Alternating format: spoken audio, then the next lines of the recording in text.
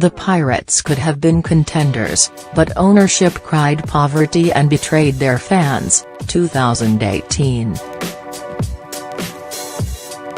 The high-water mark of the Pittsburgh Pirates in the 21st century came on the night of October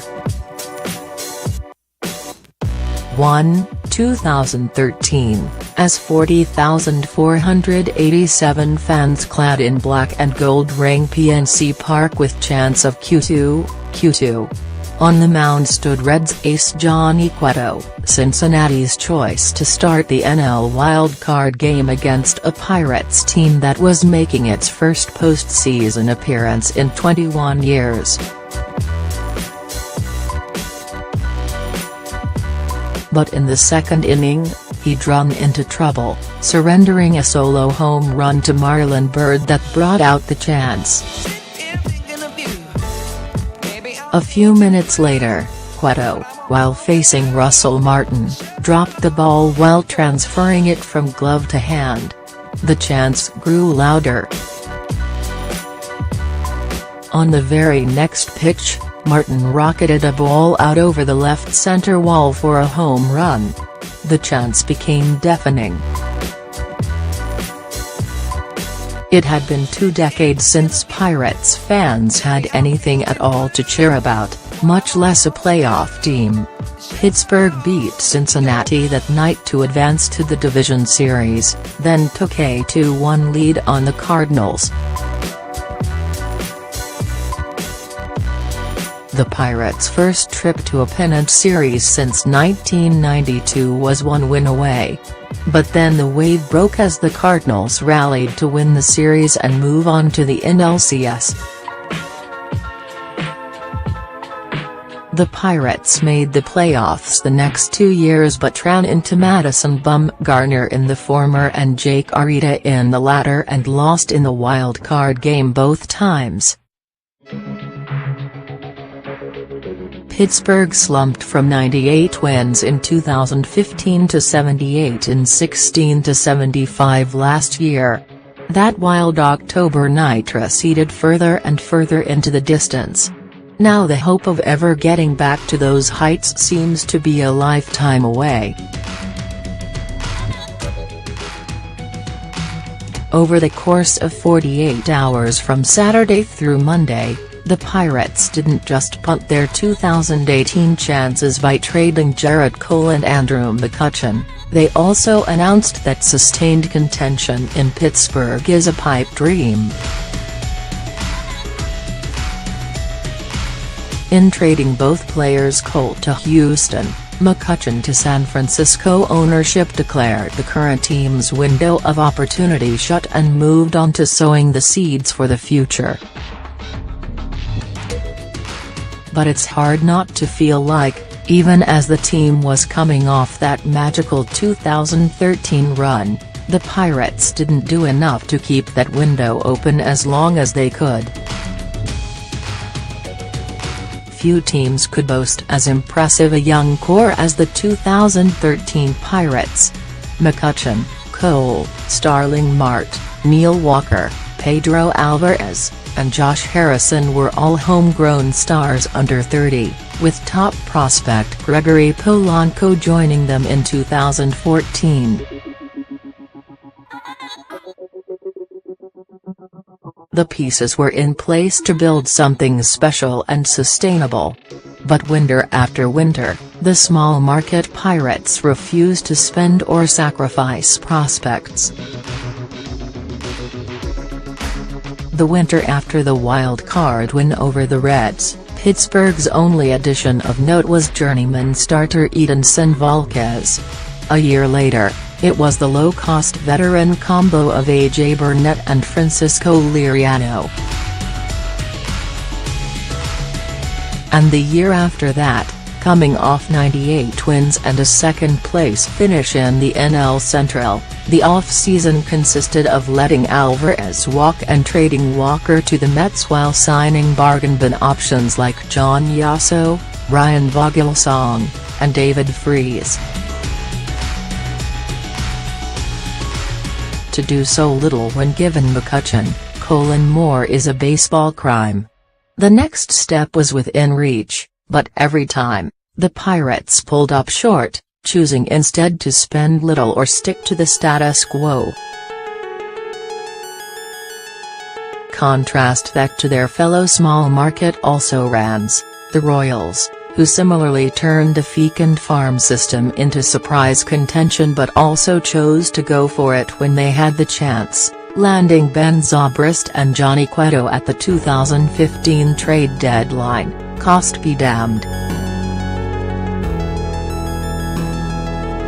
The result, the first World Series title in Kansas City in 30 years. Pittsburgh, sitting on its hands year after year, will enter 2018 on a 39-year title drought. And you can expect that streak to go on indefinitely, because Pirates ownership has made it clear that spending what it takes to make the team a contender isn't ever going to be in the cards.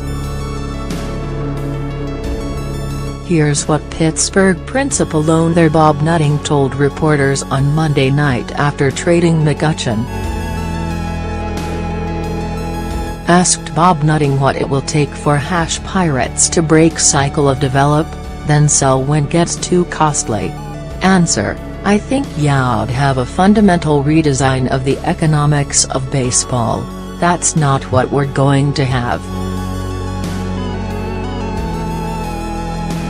Pirates Will Graves, at Will Graves App, January 16, 2018. Reading that response, keep in mind that Nutting is a billionaire who owns a newspaper conglomerate and is the chairman of a ski resort in Pennsylvania. Keep in mind that, before the 2017 season, Forbes valued the Pirates as being worth $1.25 billion.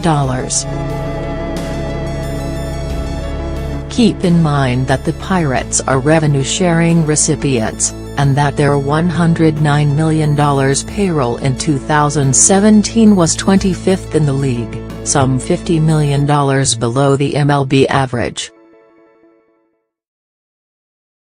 Keep in mind that, in 2010, the app reported that Pittsburgh, which opened that season with the lowest payroll in baseball at just $39.4 million, made $29.4 million in 07 and 08.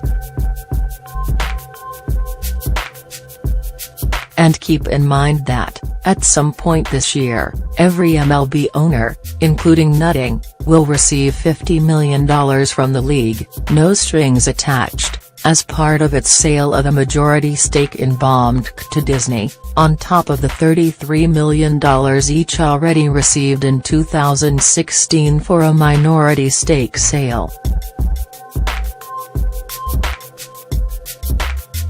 Does that sound like a team that needs to be counting every penny, or that can't find a way to put the pieces around McCutchen and Colt to compete for a World Series? Those two players will make just under $22 million combined in 2018, a pittance in today's market, yet Pittsburgh decided that was a financial bridge too far.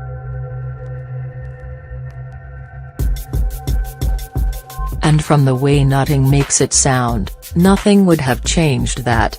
A team worth $1 billion and with nearly $300 million in revenue last year chooses to hide behind cries of poverty.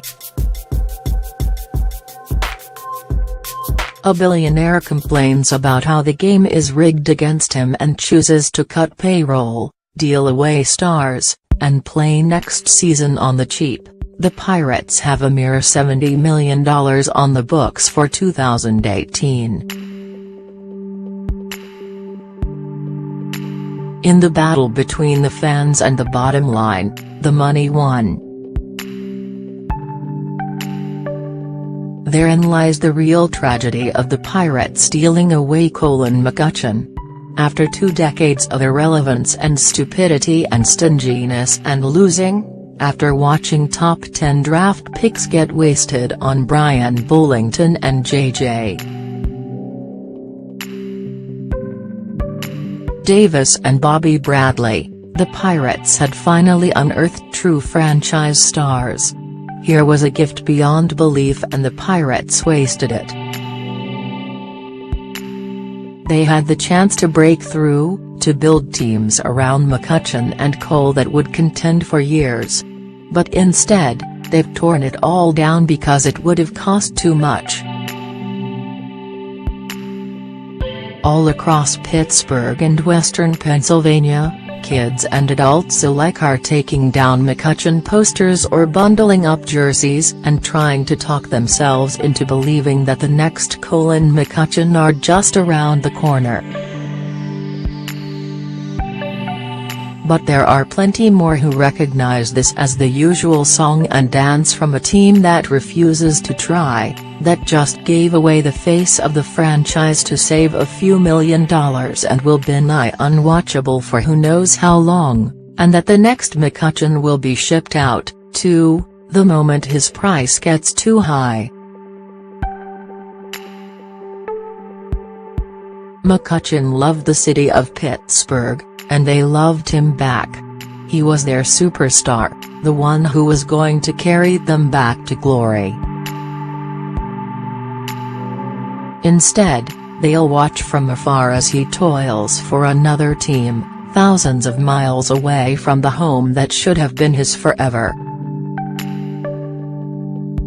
They deserved a better ending than this, and a better future than the one Pirates ownership has condemned them to.